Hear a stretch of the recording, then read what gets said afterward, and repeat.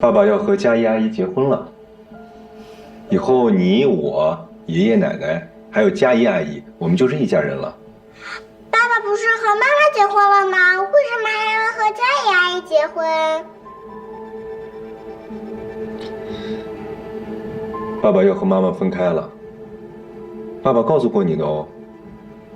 可是你们还没分开呀，为什么就会和佳怡阿姨会在一起？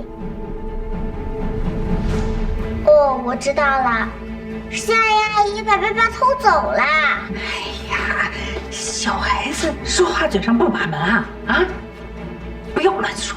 我没有乱说，电视上讲的像佳怡阿姨这样的人，就叫第三者。不要乱讲啊！这小孩子，童言无忌，童言无忌啊！果果，果果，不要再乱说了。就知道那些乱七八糟电视剧不好看的，把脑子都看坏的。哎，孩子嘛，跟奶奶去看动画片。奶奶，你不能我呀！妈妈，孩子嘛，阿姨，我要回家。哎，你开门啊！孩子嘛。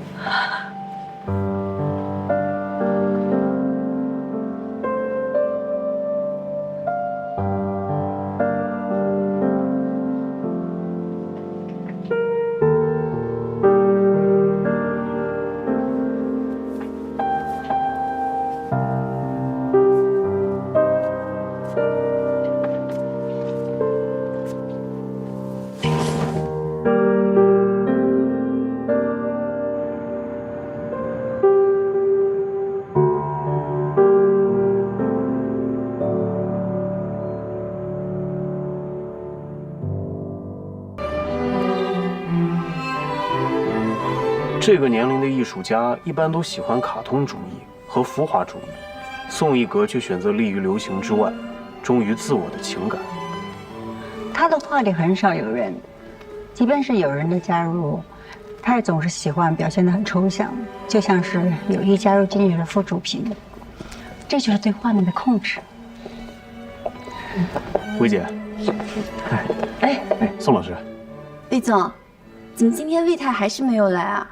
这自从上次魏太在斯诺克场上一鸣惊人以后，可就再也没露过面了。是不是魏太太过优秀，魏总舍不得让人抛头露面啊？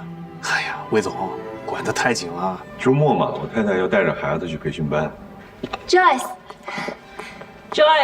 薇姐，怎么会才来？不好意思，我来晚了。肖总，魏总，宋老师你好，我总是听我爸爸提起您。她是黄董的女儿。哎，宋老师，我们到这边。Joyce，珊姐，你这最近气色不太好呀？是不是在魏总手底下工作太累了？有吗？啊，大家都一样，没什么累不累的。我听说你还单着呢，正好我有个朋友他也单着，我介绍你们认识一下。啊，浩，哎，王浩也是美国回来的，UCLA 的高材生，你们肯定有共同话题的。魏总，怎么了？啊，想让你给佳怡放个假，让他们年轻的人多交流交流。这种小事还要请示我？我们公司一向尊重员工自己的意愿，是不是，佳怡？那这不就妥了吗？今天最重要的时刻快到了啊！来，大家移步到这儿来。请。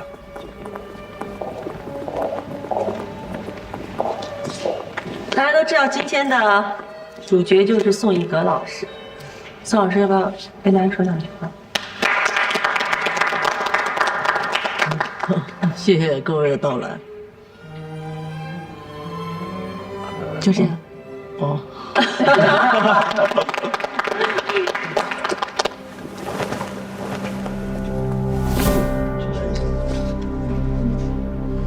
哎，你看，这6个人啊，有男有女，手挽着手，而且还穿着非常华丽的睡衣。而且你看啊，他们人手一只气球，似乎是不想让你看到他脸上的表情。我觉得他们每一个人衣着都特别的光鲜和体面，特别是这种手拿气球遮面的行为，我觉得特别像一个心照不宣的游戏。我看不一定吧。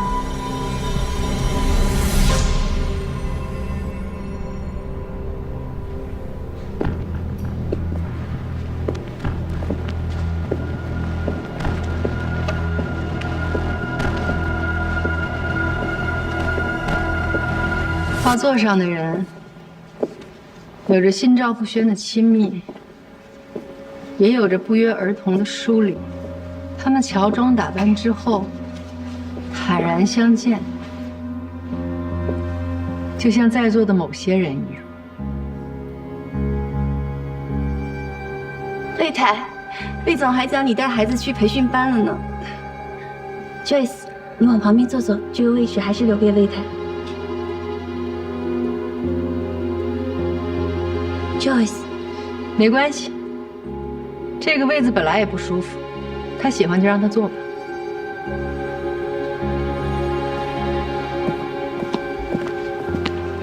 老婆，你来了也不提前说一声。你来也没提前告诉我呀。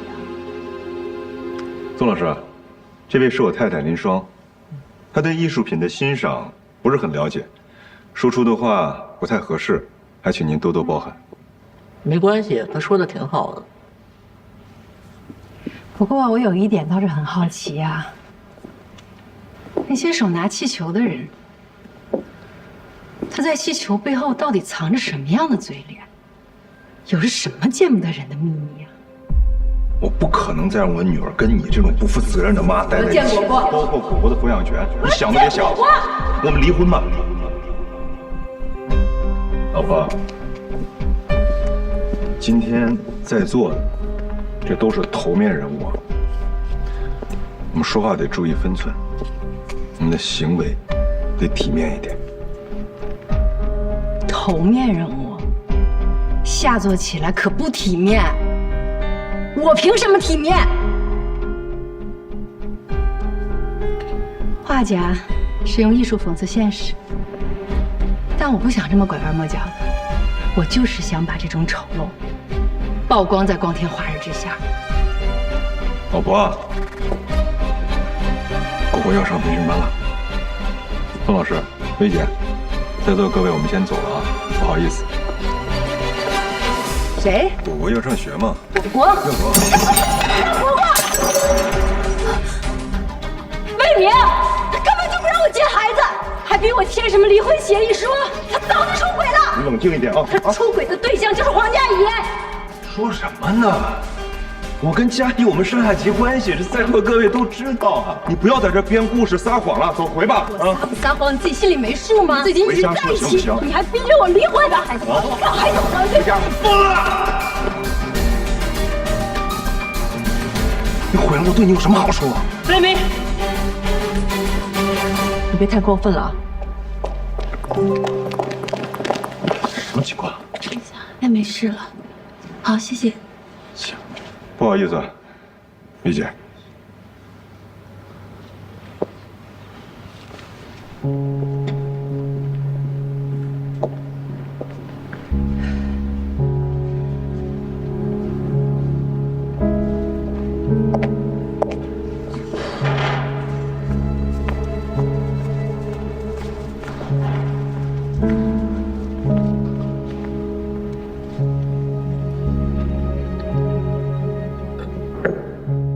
贴了啊。其实今天去画展之前啊，我给自己做了好久的心理建设，结果今天一到现场，我抨击他的话想都不用想，全都冒出来了。我现在算是理解那些当街手撕渣男小三儿的人了。虽然说不文雅吧，但是太解气了，那些负面情绪一下子全都出来了，太爽了。你呀，这终极一战的气势是足足的，但是你这技巧还得再练练啊。不是说好了吗？君子动口不动手，还把自己伤成这样。哎，怎么大门没关呀？我就知道你们俩还没吃东西呢，所以特意给你们打包了好吃的。手怎么了？魏明干的。还能是谁呀？哎，不许你干嘛去？揍他！哎，不用你去伸张正义了。林双一战成名，把自己打成了网红。手撕魏明和黄佳怡的事情，现在已经上了热搜。现在魏明已经当场社死现场了。他现在待在外面比在派出所煎熬。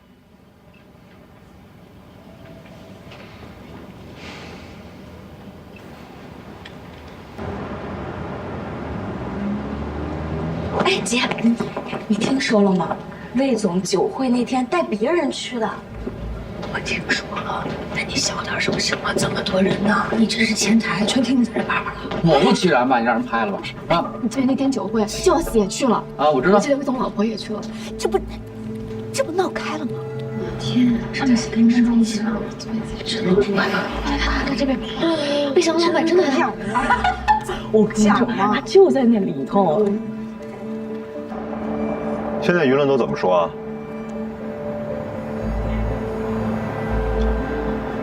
我不会做任何回复的。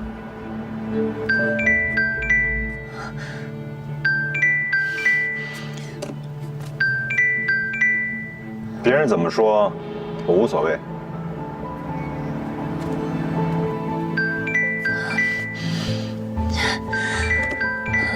怎么办？怎么办？网上全是骂我的帖子，我连我妈的电话都不敢接。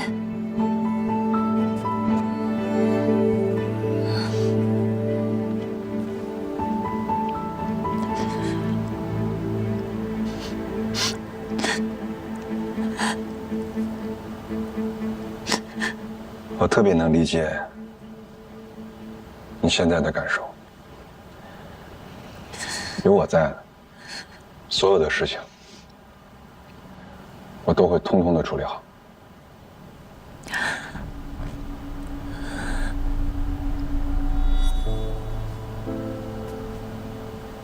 网民们就是3分钟热度，等有了新的热点，你想想，我们的事情谁还会记得？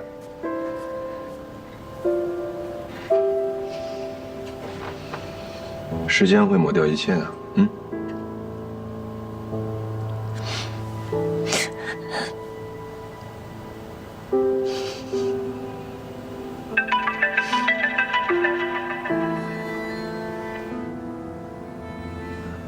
其实我跟林双已经分居很久了，我们就是因为有一些离婚协议上的条件没有达成一致，所以一直没有签署正式的离婚协议。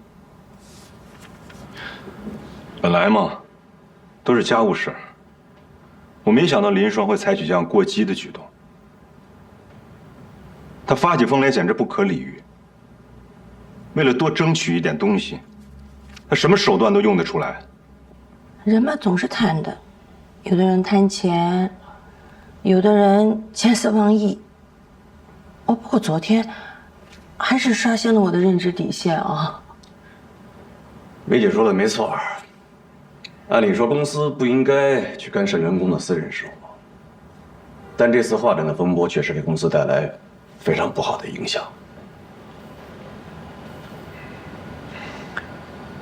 我明白，我愿意接受公司的一切处罚决定。好，魏明，希望你引以为戒，公司将对你做出降薪处理，稍后人事通知你啊。你做好心理准备。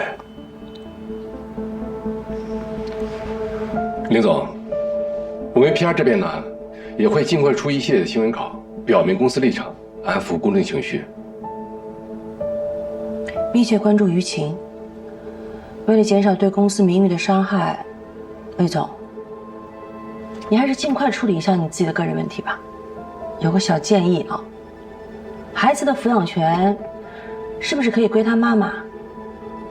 毕竟你这边还没有离婚，但是已经有新的家庭了，以后孩子肯定不成问题的啊。林总，你怎么看？啊。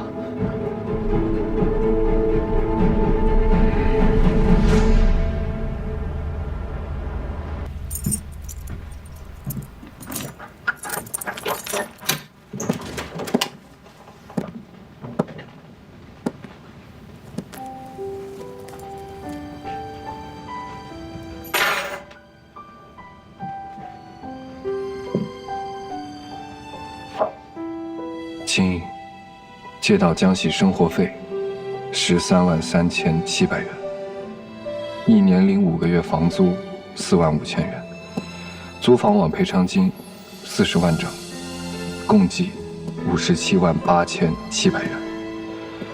另外，江喜替江海洗衣服做饭，江喜牺牲学习时间接送江海上学、放学，江喜捡江海用剩下的书包、笔袋。不想吃的零食，共计23年，江海欠江喜的是难以计算的无价。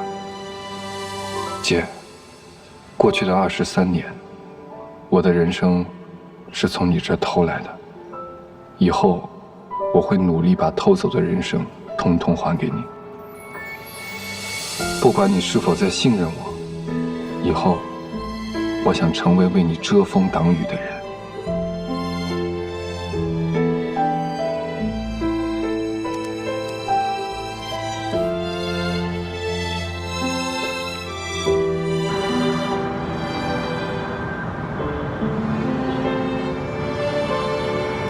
哎，你别动手，你手还没有好利落呢。没关系，皮外伤，也差不多了。我就是知道你的手不能沾水，所以才替你点了餐的。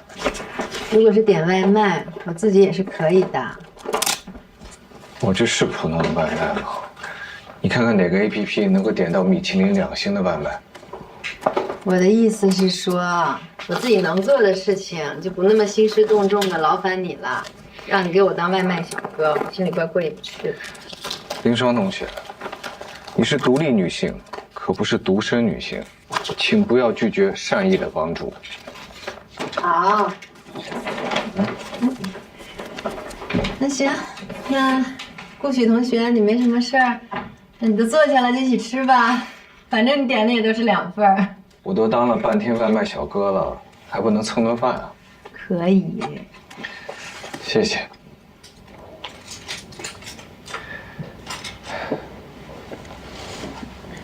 我能看看吗？本来就是让人家戳脊梁骨的事情，现在弄得人人都知道。你们不要做人，我和你爸爸还要做人呢。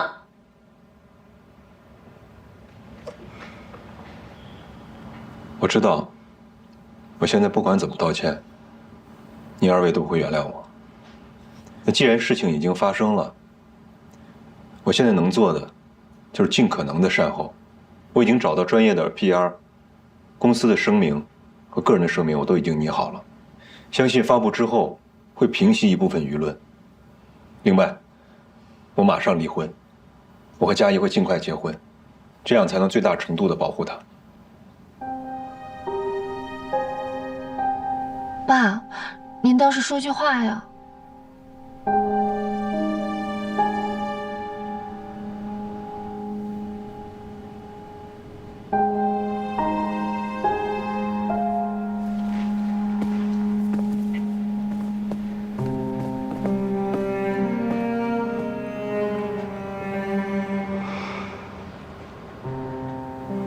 你给我听着，日后你敢对佳怡有半点不好，我绝不会饶了你。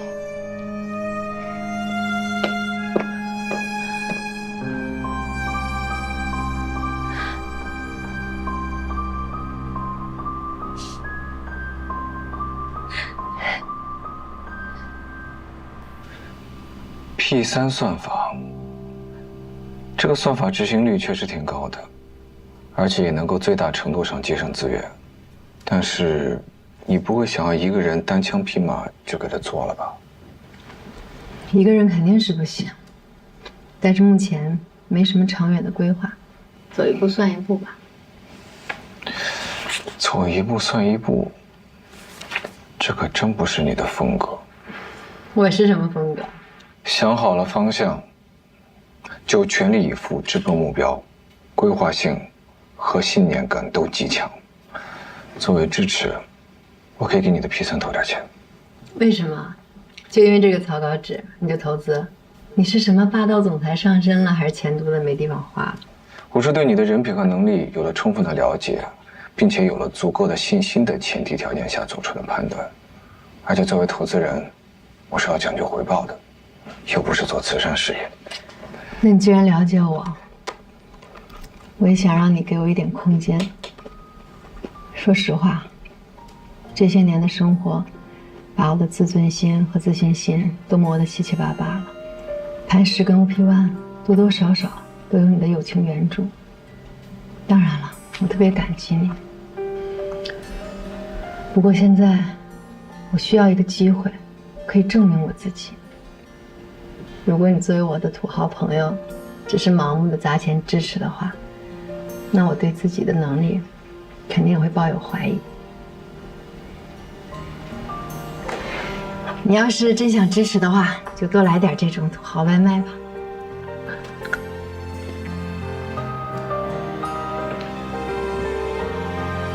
那我就先从投喂你开始吧。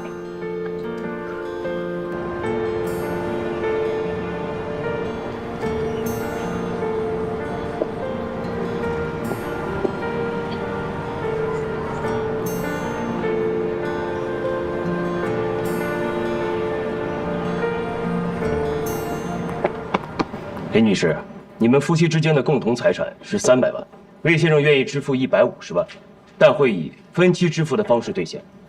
林女士对孩子抚养权的问题非常坚持。另外，夫妻共同财产并没有将海外资产计算在内。对于海外部分的执行和确认是非常困难。根据我国相关法律，林女士有权委托当地律师事务所介入。如果有需要的话，我们不排除在海外直接对你提起诉讼。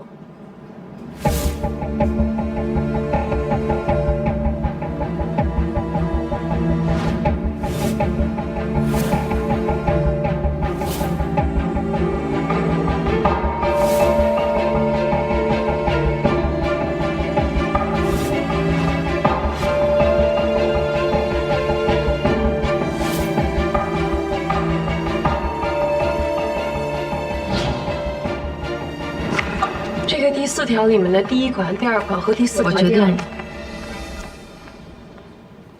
我要小苹果的抚养权。财产方面，我同意你的要求，这是我的底线。如果你不同意的话，咱们就上法庭，我奉陪到底。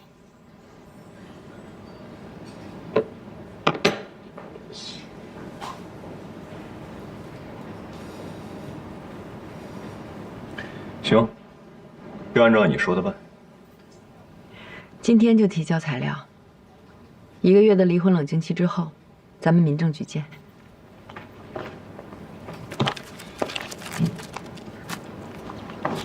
请稍等一下，跟我来一下。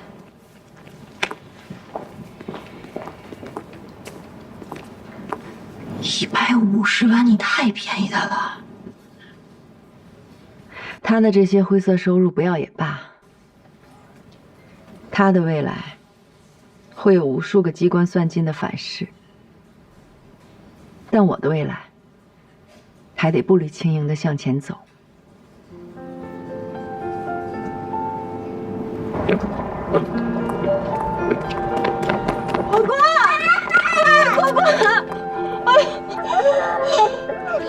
我好想你，你是不是好难过了？是不是不要我了？到底去哪里了？为什么离开我？妈妈不离开你了啊。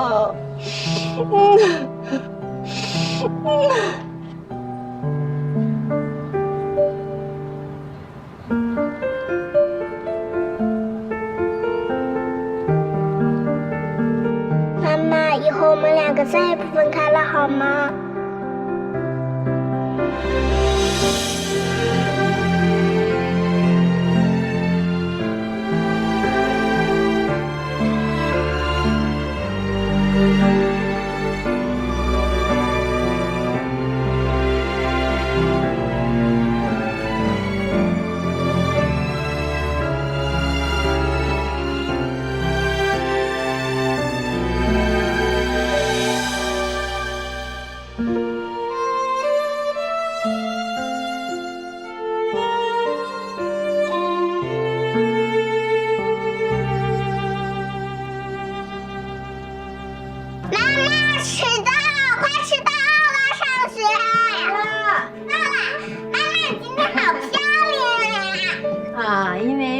是妈妈的新生日啊！新生日比生日还要重要吗？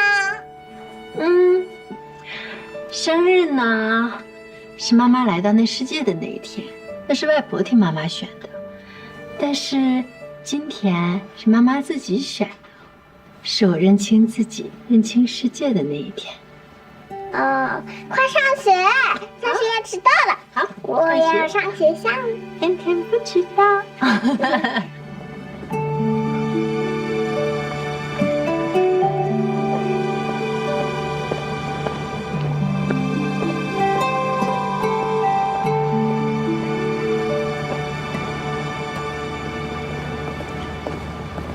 没想到啊，这次还是迟到了。不管迟到早到，今天都是最后一次了，走吧。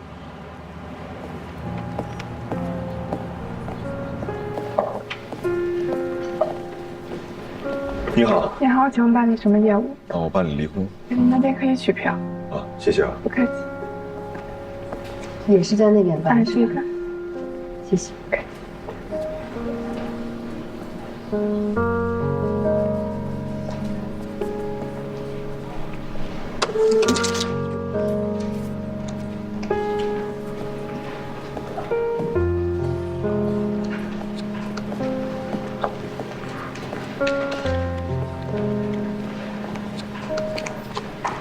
坐吧，还得等一会儿呢。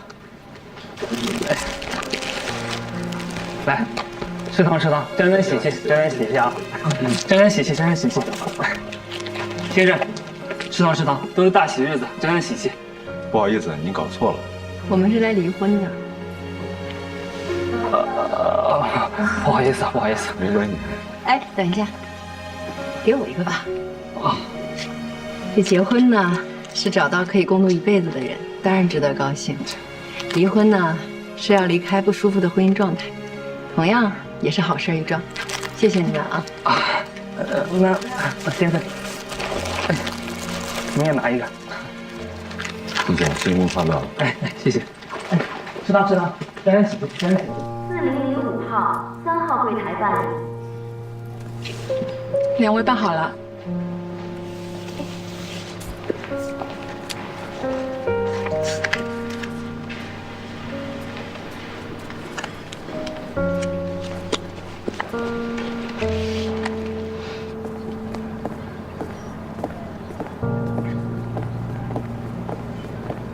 云双，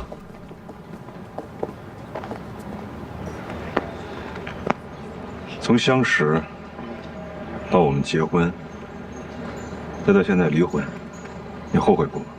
不后悔。人生嘛，怎么可能事事都顺风顺水呢？而且我很喜欢现在的自己。如果没有这10几年的洗礼，就不可能有现在的我。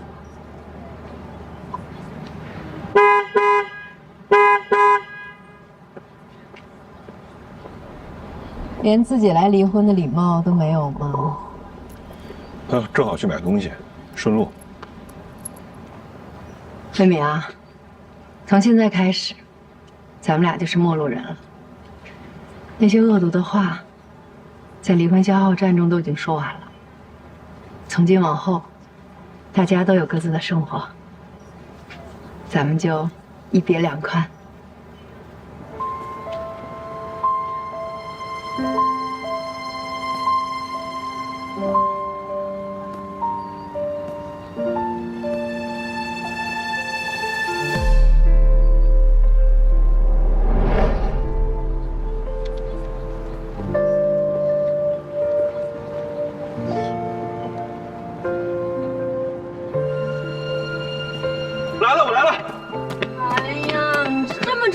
日子你迟到，领证你迟到。我刚才出门了，领导把我临时叫住聊了2句，再加上过来路上比较堵。老婆，我向你保证。什么？老婆？老婆。抱歉，我还不是呢，我走了。我今天说反悔就反悔。我今天就日子就没了，不行了，受不了。哎呀，走了。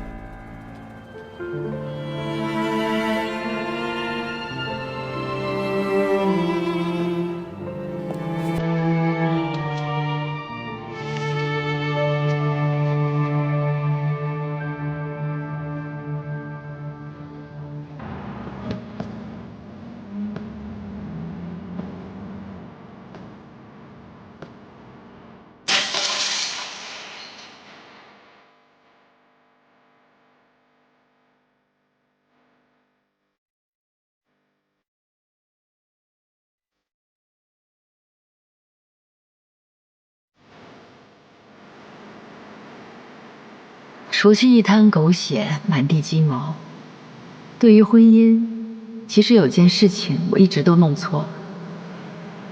婚姻不是雪中送炭，没有一个人可以把人生的全部砝码压在另一个人身上。没有人可以永远把婚姻当成避风港。如果你没法独立，就应当先学会独立；如果你没有安全感，就应当学会自己给自己安全感。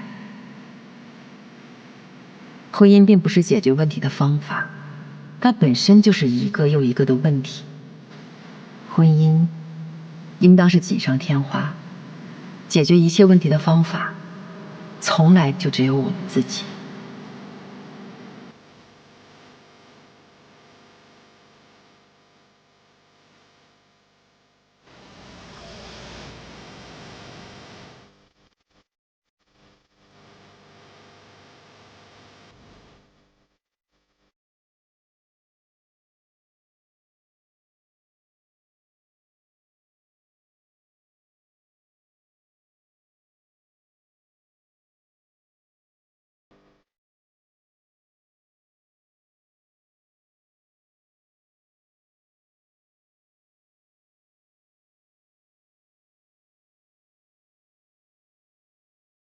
妈妈，以后我们2个再也不分开了，好吗？永远不分开。果果啊，可是爸爸和妈妈分开了。我知道的。爸爸跟妈妈分开呢，是我们俩自己的原因，跟果果没有任何关系。以后爸爸只是不住在这个房子里了，但是爸爸依然是果果的爸爸。以后有爸爸自己的家，果果和妈妈也有自己的家。果果啊，你会难过吗？以后家里没有爸爸了，现在不是原来的家。不过妈妈说过的，不能委屈自己去取悦别人。对不起啊，哥。那妈妈离开爸爸之后，会开心吗？以后啊，妈妈会做回妈妈自己，然后去寻找真正的幸福。喏，送给你。这是什么啊？这是故事里的完美橡皮擦。之前做错的事，用这块橡皮擦一擦，就通通消失了。只要订正对了，就会幸福开心的。我会替妈妈开心，治愈我的不开心。我妈妈像话像话。统统拆完。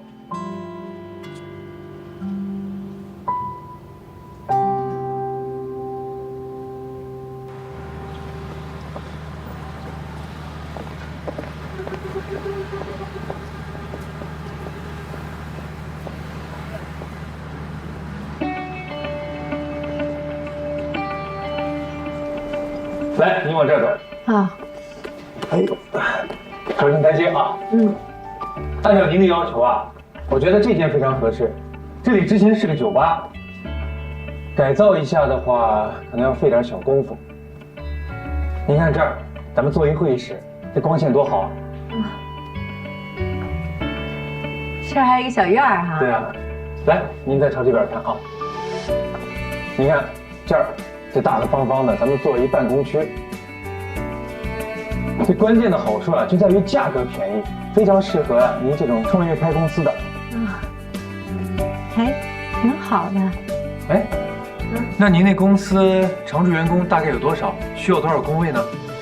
哦，现阶段的话，大概3、4个工位就够了。3、4个工位怎么够啊？李双姐 ，Hello， 李双姐。哎，李双姐，你们姐，你走了之后我就离职了，不知道你愿不愿意再给我一个机会？我一定不会再犯错了。对，我们都从磐石离职了，现在处于失业中，不知道你的新公司愿不愿意收留我们？那当然愿意了，不过你看我这现在什么都没有，而且我启动资金一共也就50万。新公司有你就够了呀。对呀。看中的是林双姐你这个人。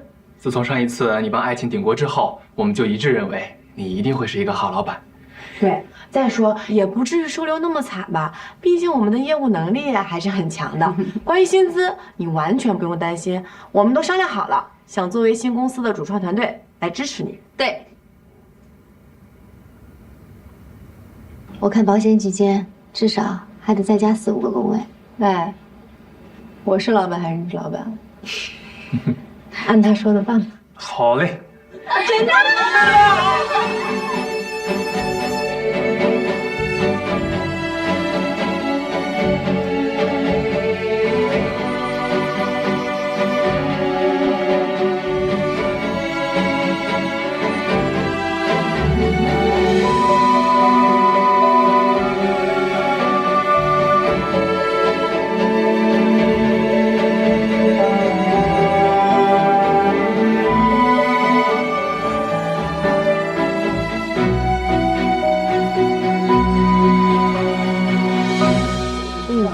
书放在那个书架上。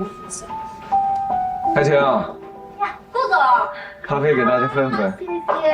谢谢顾总，那个林双在里面呢。好，去看看。好。林毅，出来喝咖啡啦！来了。哎，顾总好。哎。怎么样？当上霸道总裁的感觉如何？就别笑话我了。你怎么来啦？啊，路过，还是上我这体验生活了？来，体验体验。什么叫路过？我是专门来关怀一下前同事们的。哎呀，走。我还想问问你呢，外面这些人都是你弄来的？哦，其实我就是跟他们说了一下你正在做的事情。但决定还是他们自己决定的。谢谢啊。其实吧，我本来想一个人先把公司做起来，这成了呢，让你们都看看；只要不成吧，也不丢人。这一下，我压力还有点大。压力越大，动力越大嘛，对吧？这公司现在已经算是初具雏形了，那你业务上有什么想法吗？我想把 P3做出来，把方舟的单子再重新拿回来。其实你的团队已经基于方舟的产品做了大量的功课，而且理念在行业里也是比较先进的。即便谢谢，谢谢。即便方舟要求这么苛刻，但是你们的算法逻辑上也是最接近方舟的要求。方舟那边的消息，我帮你打探着。不过你那个公司注册上面，你还是最好注意一点，不要让魏明知道 P3是你开发的，不然他不会错过风暴丝绸的好机会。这个我想办法。哎，对了，新公司叫什么名字呀？我想叫它小莹，输赢的赢啊。苍蝇的蝇。蝇的意思呢，是吃很少，但是繁殖很快的虫子。每一只蝇啊，可以在很短的时间内就自建一个家族宇宙。100只雌蝇，它只需要10至12代的繁衍，它繁殖的总量就能超过2万亿只。所以，我想让我公司的迭代速度和量产能力也可以这样，可以像小蝇一样，实现快速裂变，拥有超强的适应力和旺盛的生命力。对，好，好。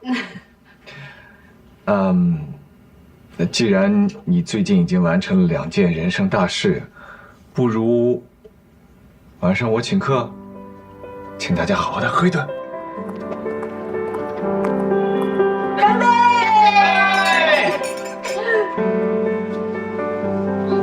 服务员你好。哎，今天晚上的酒随便点啊。我们今天所有的酒都记在顾总账上。行啊，我这什么好酒都有啊，你们想喝什么啊？好，想喝什么点。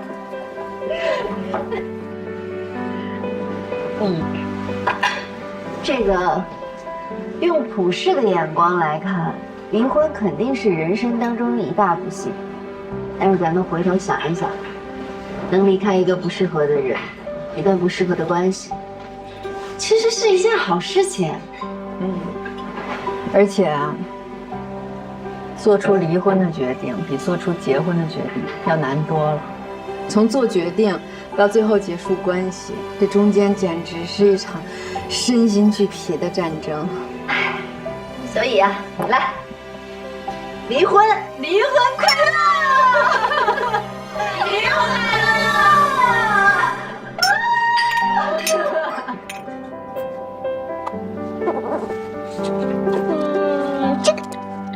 你们俩究竟要喝到几点？这个。你在给妈妈发微信吗？我问他怎么还不回来。现在才8点多，妈妈和江姐阿姨难得轻松一次，不要总是骚扰他们。不是啊，你妈妈跟江喜阿姨答应跟我一起去喝酒庆祝了，现在变成了他们俩庆祝，我在家里边带你，这有点不太对啊。顾叔叔，难道你不喜欢和果果一起玩吗？没，我不是这个意思啊。你等一下，你要干什么？我正准备试试给人化妆啦。啊不，这个不行，别，不，救命啊！救命啊！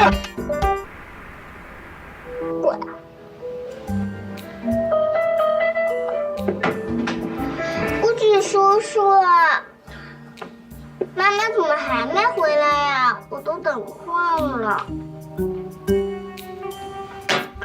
走，咱们去把那2个女酒鬼找回家。走。哎呀，走。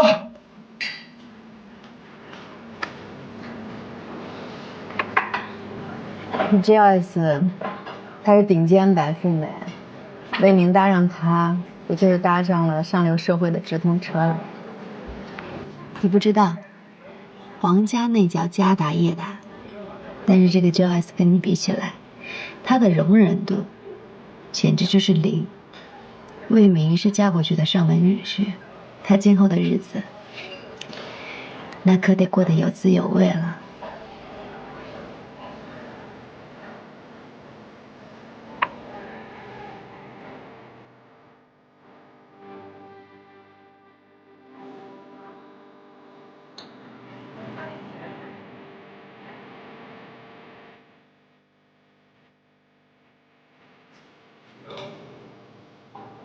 林双，来继续，干杯，干杯。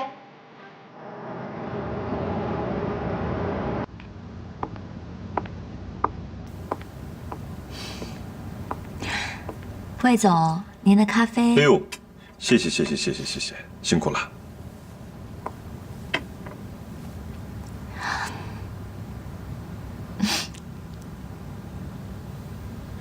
笑什么呢？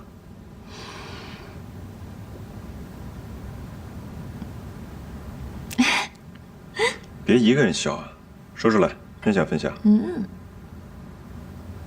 好。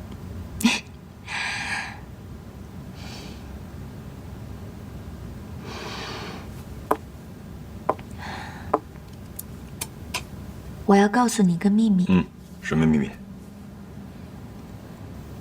我怀孕了。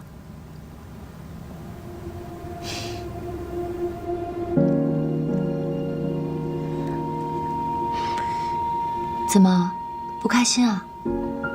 开心。哟，你这太突然了，你搞得我一点准备都没有。你怀孕的事情前3个月可不能再跟任何人说了，这很重要。嗯。还有公司你就别去了，我替你请假。什么嘛，这还什么反应都没有呢，我肯定要去上班的。要是你不愿意我回方舟，我就重新找件事做。让我在家当家庭妇女，不可能的。行，都听你的，都听你的。你现在是最大的，但我有一个要求，千万不能逞强。你是我们家重点保护对象。嗯。嗯。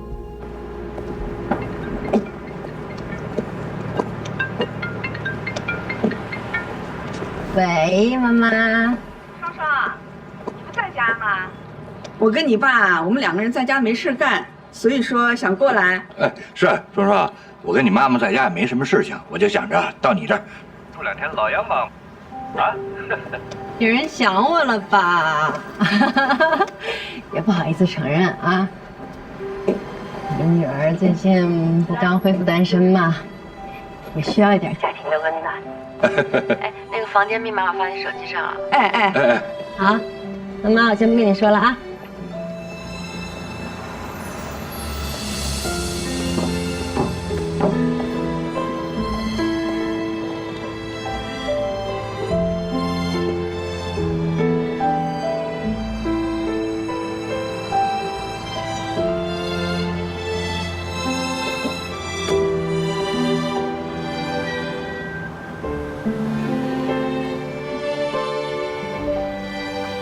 老公，咱们马上就要举行婚礼了，你下午下班早点回来，陪我去看看酒店婚宴吧。没问题啊。哎，最近这些事情啊，好像都卡在点儿上了。什么事啊？林双之前给我设定了1个月的期限，撕破脸让我同意他的要求，他好像算准了，我们这边拖不住。我也不知道呀。又不是我告诉他的。哎，对了，咱们上次在楼梯间吵架，我离开的时候看到了江喜。江喜？嗯。不过那个时候，你早就走了，他应该没发现什么。不说这些了，这次咱们闹成这样，害得我爸妈那么生气。婚礼呢，一定要办得盛大体面，让他们晚婚点脸面。啊，你想在哪儿办啊？曼华丽和西月阁，你选一个吧。上次荣达徐总儿子的婚宴你也去了，排场怎么样也不能输给他。徐总，人家上市公司大老板啊。这婚礼不是给咱俩办的，是给皇家办的。咱们恋爱已经谈得躲躲藏藏了，婚礼要是再不风风光光的，以后要一辈子给人看笑话的。面子当然重要了，佳怡，我们俩以后的生活更重要啊。还有啊，你父母家我们结了婚之后，我是不可能过去住的。临江路那里新开了2个楼盘，有时间咱俩去跳一跳。那俩楼盘很贵的，我答应过你，给你很好的生活，可是我经济状况现在不允许。你什么意思啊？你离婚，你前妻不是没分走你多少钱吗？他是没分到多少钱，可是买房子不是一件小事情，那需要一大笔钱呢。要不，先从你父母那儿借一部分。你怎么想的呀？我们结婚，我爸妈本来就不同意，结果你还要找他们借钱。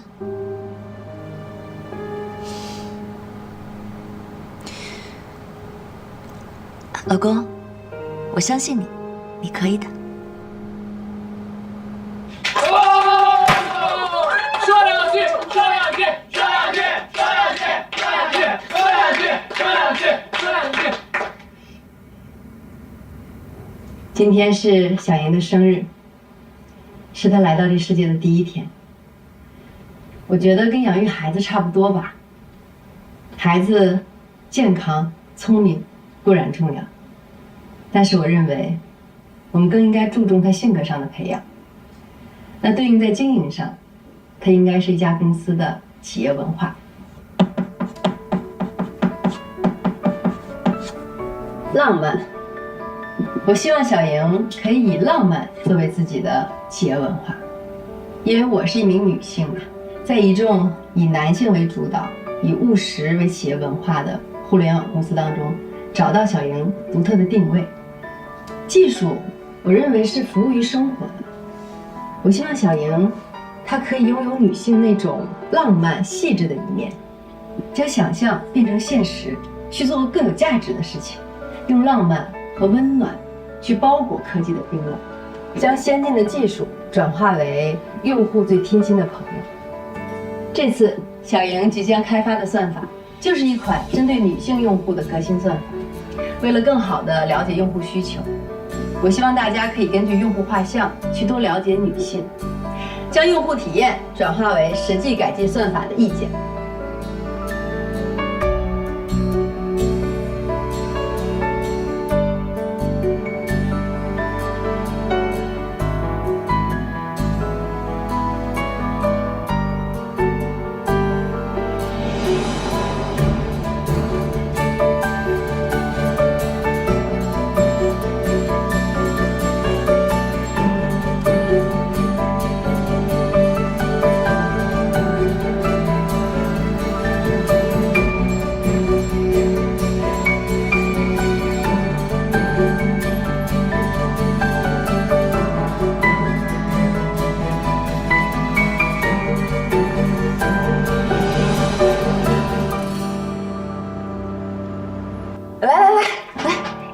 来，看看。老师，来看看，这都是什么？这些都是你从小学到大学所有的荣誉证书。你结婚以后就搬走了，这些东西都是我跟你妈从你打包的垃圾当中一张一张的找回来收好的啊。你爸爸说了，还要像你小时候一样，把这些证书啊全都摆出来。对。我的天哪，这是什么？小学大扫除标兵？必须是标兵。你们也不怕来个人看着笑吗？哎呀，我们就是想让人知道，我们的女儿多么能干，多么优秀。芳儿啊，其实啊，从某种意义上还要感谢魏明呢。要不是他选择放手啊，怎么能把我们这么好的女儿又还给我们呀？啊？仔细看看，虽说这些都是你以前的荣誉，以后呢，放下包袱，轻装前进。我相信啊，你还会有更多的荣誉。你永远是我跟你妈妈的骄傲，啊！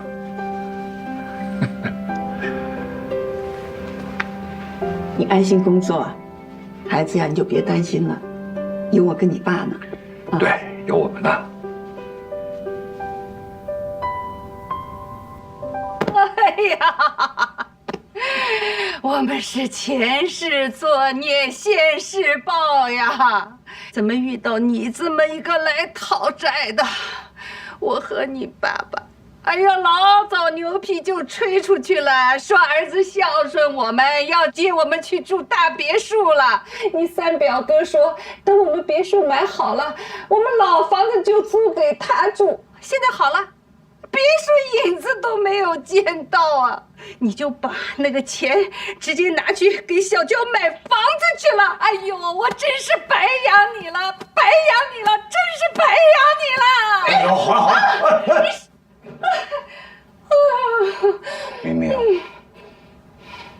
反正这个老房子我跟你妈是没脸去住了。事情没你们想那么严重啊。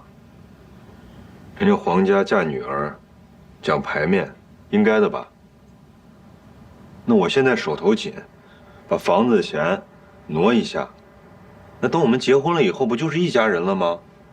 那房子换来换去的，到最后不都是咱们的吗？也对哈，那就下点血本，反正以后都是明明的嘛，对吧？我跟佳怡结婚，我们两个总得有婚房吧？那别墅的事情我们可以往后放一放嘛，没说不买。你等我以后手头宽裕了，我答应你们二位，一定买一个比别墅档次还高的。其实我早就看上了一套，那个楼盘比别墅贵多了。明明啊，我听说啊，你说的这个楼盘，说窗户一推开就可以直接看到 CBD 是吧？没错。什么 CBD 啊 ？CBD 你都不懂的？你懂呀？我也不懂。你们的这个产品设计，第一眼的直观就不够欧本，也不够性感。知道我要什么吗？我希望所有的姑娘们，一打开这个小程序，看到模特穿着我们雅达的服饰，就有一种购买的。哇塞！比如像江小姐这么漂亮的姑娘，如果你能穿上我们雅达的服饰，行走在街上，你知道什么效果吗？那就是一道流动的风景线。林董，您说的我都记下来了。林董，实在抱歉，是这样的，我公司呢临时有点急事，我现在必须马上赶回去处理。这样，江喜，你留下来跟林董继续对接。好。那我就先失陪了。啊，您请。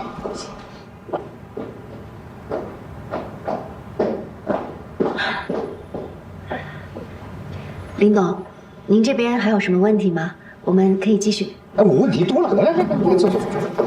哎呀，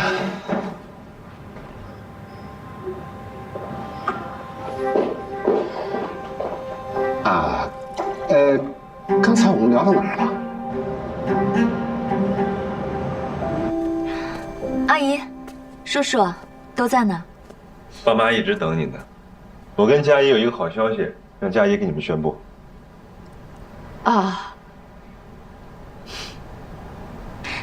我怀孕了。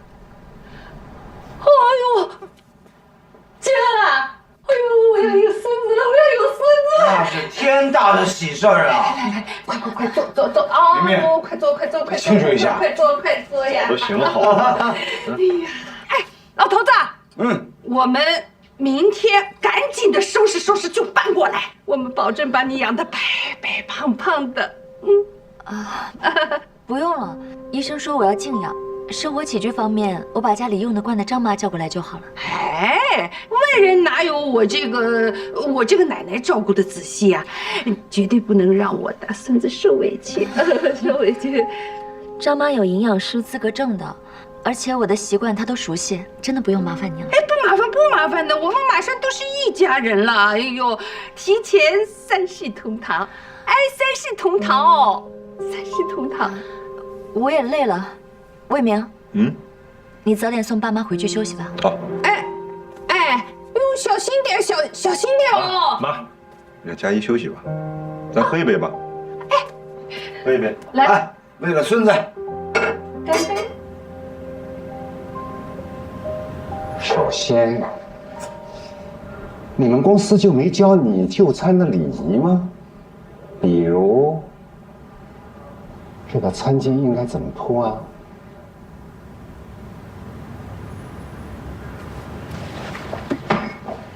林董，如果您还有什么问题的话，我们明天约到公司再聊。去公司，就听你们那些刻板的专业名词，对吧？我脑袋都被你们绕昏了。哎，我跟你说，你看，周体的业绩在这儿聊不是挺好吗？既亲切又简单又高效。来，你坐吧。哎，你干嘛你？脑子有病你！你教我礼仪，我教你做人，咱们礼尚往来。你这少往来！你看你穿成这个样子，一看就是什么不正经的好东西。把裙子穿那么紧，你不是给男人看的吗你？啊，裙子长短我自己做主，那是我的自由。我穿裙子就是不正经，你满脑子黄色才是不正经。像你这么不尊重女性的人，还想得到女性用户的认可，你做梦吧你！想要靠一个 APP 就挽回业绩，你们公司有像你这样的领导，简直就是悲哀。垃圾！你想干？去公司投诉你，早晚让你开的。是他动手动脚在先的。酒桌上嘛，大家都喝点酒，开些无伤大雅的玩笑，不是很正常吗？那不叫开玩笑，那是性骚扰。你严重了吧？之前的客户不都是你吃吃喝喝谈来的吗？为什么之前可以，偏偏这次不行？那是你的问题啊！忍让不代表可以妥协，吃吃饭喝喝酒，那属于正常的工作社交。如果你要让员工配合你搞这种小动作，那说明企业文化严重有问题。如果违背了个人意愿，那叫犯罪。客户愿意和方舟交流，那是因为我们方舟的产品过硬。客户愿意和我交流，那说明我专业，不是因为别的。江西，你对你自己是不是有误解？在我看来，你的专业不就是你这张脸吗？其他的我没看出来。雅达这边是要继续推进和方舟的合作的，前提是对你进行开除处理。你的事情已经交人事部了，回去等结果。你现在在方舟已经被边缘化了，这次又出了这样的事儿，不如索性辞职出来吧。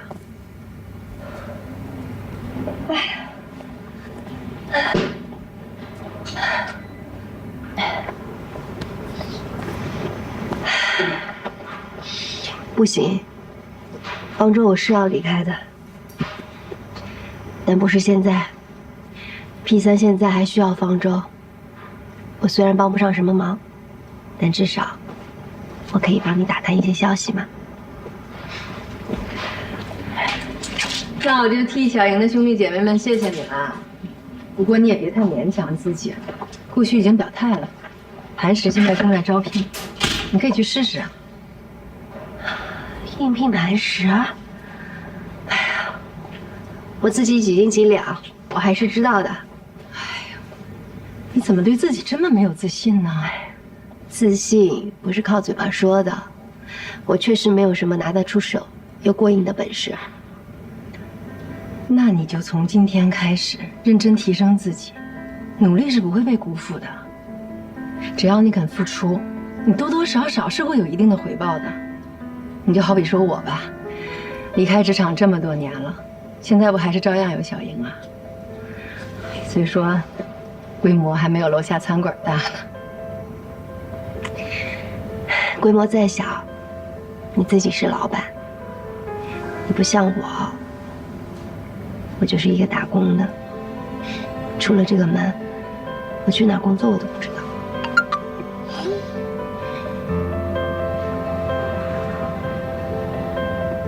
人事部约我，是要去谈话。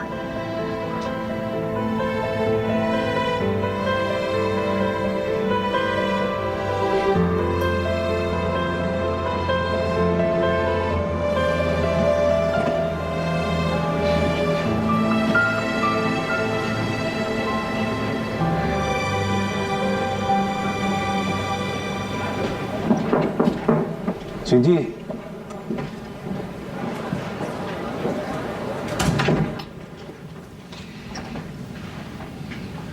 昨晚的事儿，你和林董各执一词。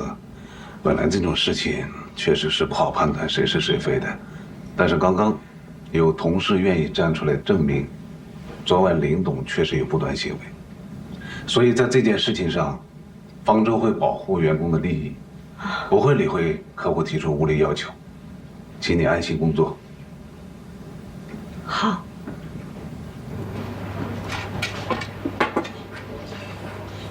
水温刚刚好，请慢用。那个，谢谢你啊！昨天的事情要不是你站出来作证，我估计我这会儿恐怕也被开除了。嗨，昨天要不是我临时有事要先走，那个林董估计也没有什么机会向你下手，你也不会平白无故惹上官司。不过我没想到这么刚啊，我一直以为你……以为什么？我就是喜欢用这种方式交换利益，是吧？我跟你想象的可不一样。听说你昨天打他了？我打了，用我新买的链条包打的。啊？打坏了没有啊？我听说啊，他手上有3个铆钉印呢。我问的是包打坏了吗？你以为我问那个渣男打那个打残了才好呢？我可听说了，咱们方舟销售部有一个销售经理，很厉害。你知道是谁吗？当然是我。不可能是你吧？怎么不可能？真的假的呀？哎，不知道他愿不愿意收我委托？考虑考虑。考虑，我觉得这事儿就不用考虑了吧。